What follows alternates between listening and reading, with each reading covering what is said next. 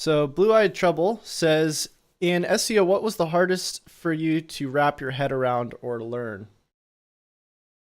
Okay, so let me think about this. When I first started SEO, I think the hardest thing for me to figure out was like if what was happening in terms of like people ranking sites was like some sort of magic, or if like it's something that I could do myself. So I think the biggest hurdle that I had to get over when I first started was like thinking about me actually being able to accomplish doing like SEO versus like thinking of it from just like a conceptual standpoint. So I would read a bunch of articles. I would go on YouTube and watch videos, but I was always thinking like, oh, I wouldn't be able to do that. I wouldn't be able to do that because that's what these other people are doing. They're able to compete with like millions of people and do really well. But it wasn't until that I actually started ranking things that I was thinking like, okay, I went from not being confident at doing anything, just like thinking that this was this crazy, like magical thing that people could only do if they're really skilled, to more like, okay, this is something that I can obviously do. I'm not going to be competing in huge markets to begin with. I'll probably compete with like a local site or, a local industry.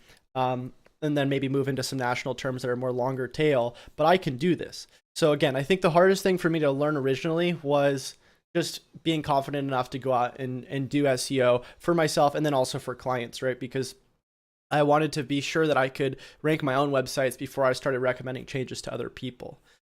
So that would probably be the biggest thing I had to wrap my head around in the beginning. After that, like in terms of more technical type stuff, I would say probably uh, more of the technical aspects. Like let's say when I first started learning about conversion tracking, for some reason that was really hard for me to learn. Like I couldn't like understand like how to track conversions from multiple sources and like how to assign dynamic values if like there's different price points and how to do event tracking. Like that stuff was really confusing to me.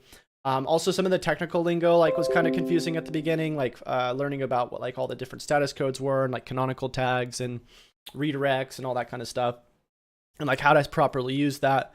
But again, I think the biggest struggle for my entire SEO career, even up until now, is just really like being confident enough to like put myself out there, sell to clients and continually interact with other people who in this industry, because this industry is, even just today, I experienced this, people love to hate me and other SEOs because of whatever reason.